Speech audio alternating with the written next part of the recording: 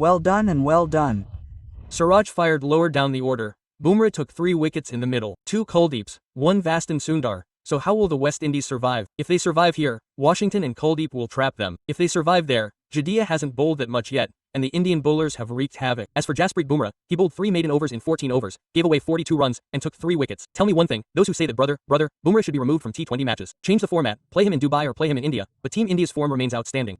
Today Bumrah has shifted to T20 tests again. After that, the magic has come. After 3-4 months, he has taken 4 wickets again. Look, my request to the ICC is that as soon as possible, Indian cricket should be abolished or a new team should be brought in to compete with them, which can compete with them, or else their license should be cancelled. Cancel their membership. The competition is not happening. It is a simple matter, friend. Look at Mohammad Siraj, KL Rahul, Jasprit Bumrah, Kuldeep Yadav, Washington Sundar to an extended Yashasvi Jaiswal but no Sai Sudarshan because he could put up too much of the score here. But that also depends on India, how many 100s they want their players to make. So this will go on for 3 days, 3¼ days, it will go on for more than that. This is a test match, Gill allowed them. Gill allowed 2 brothers, both devastation. I would just say this, 2 brothers, both devastation. I am talking about Siraj and Bumrah. The way they bowled outstandingly today, took wickets. It rarely happens that Bumrah is there and does not take wickets, especially in test matches. It was good to see this amazing Kuldeep Yadav. Not Bing, but Bumrah. He had us dancing, man. The first over he bowled, sometimes it hit his bat, sometimes he opened it.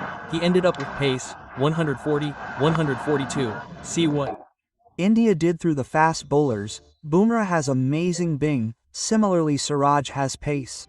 Sometimes England gives a little bit of Africa but mostly they win. So what I mean to say is that their cricket should be ended because there is no competition at all. Isn't it the team has gone so far? It was a T20 format, but here it's test cricket. How did that guy make the switch? He came and played so many overs. He was bowling there and he's bowling here too. It's in their minds that our job is to bowl and not let the other side relax. And that's ingrained in their blood. They're not going to let it go at all. Siraj took all the top wickets, and Kuldeep took the bottom 2. Jai Hind friends. Hello friends, Mohammad Siraj, Jasprit Bumrah, and KL Rahul defeated the West Indies on the first day. The way Siraj bowled first, and then KL Rahul batted. So friends, what is the Pakistani media saying about this? You should watch the entire video. It was interesting to see today's thing, from which perspective, with which approach you're going to play for the next 2 years. You went to England and started this test cycle there. You came back after doing 2-2, but the conditions there were not in your control. So I'd like to congratulate Shubman Gill and Gautam Gambhir for taking the right step. We've seen in recent times that if you created spin-friendly wickets at home, you could have won easily. You'll still win easily. But you've given yourself a unique wicket, a scenario you've sketched out for yourself, where the dominance you achieve at this venue will become much easier in the future. Why would it be easier now? Just look at KL Rahul and Yashasvi Jaiswal, and the way the day started. What's the biggest difference between the West Indies and India today? One team is very strong, India. The other team is stuck at the grassroots level, the West Indies. Last test season, India missed the finals, but they're a top-tier team. Pakistan was 9th in the West Indies, and the West Indies was 8th. The Gulf region is so vast, but when cricket is played on the field, at a given point in time, your playing style becomes very balanced. There's no difference between a big team and a small team. Just like the way Mohammad Siraj started today, first of all, I have to commend him for finishing his test match against England in July with the same intensity, passion he's been carrying on. You can see him in Ahmedabad now, despite a 2-month gap. It didn't feel like Mohammad Siraj was on a break. He was so dominant. He continued his performance from where he left off. When I look at Mohammad Siraj now, and when I look at modern-day test cricketers, I'm amazed and my respect for him increases. There's no talk of workload for him. There's no question of how many test matches he'll play or how long his spells will be. I mean, come this morning, the guy bowls a 7-over spell and he just rips through the top order, getting all out. They just won the Asia Cup. Before that, they won the Champions Trophy. Before that, they won the T20 World Cup. Before that, they played the final. They're just undefeated. Australia is the only team that gives them a run for their money, or sometimes Africa and England give them a little bit of a run for their money, but they win most of the time. So, what I'm saying is, their cricket should be destroyed, because there's no competition. This team has gone too far.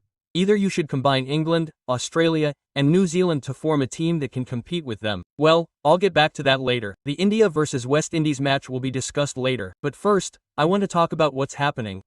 The craze for Indian cricket is fading. This is a side effect. When you keep winning, this also becomes an issue. Fans lose their desire to see their team win. We want to see this win. In the Asia Cup, apart from the India-Pakistan matches, the 21 stone, the 14th, and the 28th, all of India's matches were full houses. Even the 21 stone, the India-Pakistan match was empty. And by the way, all of India's matches were limited. Stadiums weren't big. This is the Indian team. If we go to play in any tournament, there's barely enough space in the stadium. There are so many people. Now, this test match is being held. Someone in Ahmedabad, please tell me, you've held a test match in a stadium that can accommodate 100,000 people. Test matches should be held here. I believe that test matches should always be held in venues with limited seating capacity and ample natural views. Test cricket is a place where the camera takes a break, panoramic views, drone shots, and national beauty are showcased. Just like in the West Indies, South Africa, and so on. Well, the stadiums in England are like this. There's a cool atmosphere. People are having a lot of fun. The atmosphere is really fun, as they say. So this is very important. I believe this. But holding a test match in a stadium like Ahmedabad is disrespectful to test matches. India has 50 stadiums there. International matches can be held anywhere. Because I say that if even 20,000 people come to watch the match in Ahmedabad, does 20,000 people mean that your stadium in Lahore is full? No, it is not. A typical test match is like this. Why don't you guys understand that this is the pitch at the Narendra Modi Stadium in Ahmedabad right now? This pitch has been deliberately made so slow and was prepared with great thought. If we had made this pitch a batting pitch, India would not have allowed the West Indies to even have any idea. But on a good pitch, India has both batted and bowled. Let's talk about this entire match, because day one has already concluded, and the Indian bowlers have been thoroughly insulting the West Indies. Poor fellows, sorry, they've been body shaming us yesterday. So, poor black people are in the thick of it right now. Everyone is saying, look, this is an injustice to us. We want complete justice, that we've been made to play in such scorching sun, and this is an attempt to tarnish our complexion further.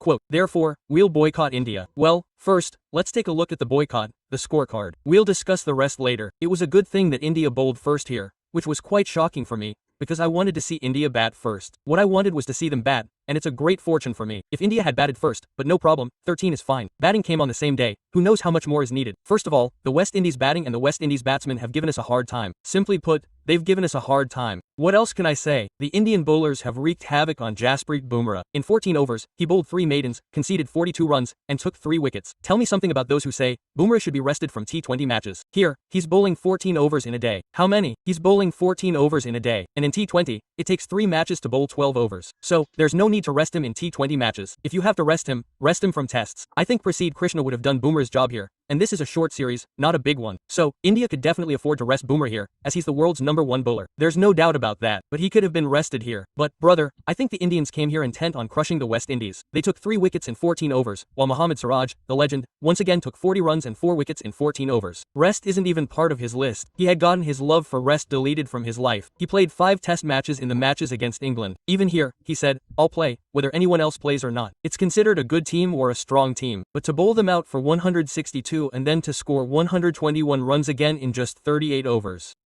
How do you see the first day's play?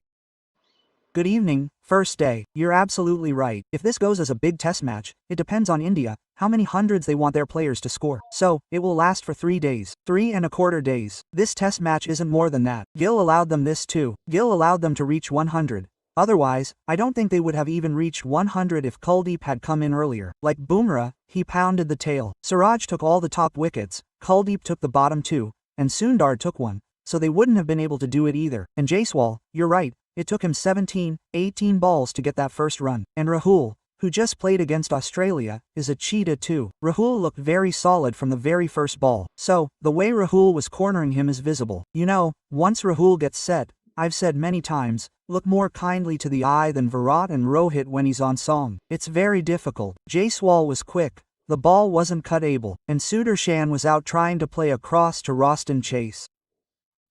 Otherwise, Moss, I don't think India's streak has ever been stop start stop start stop.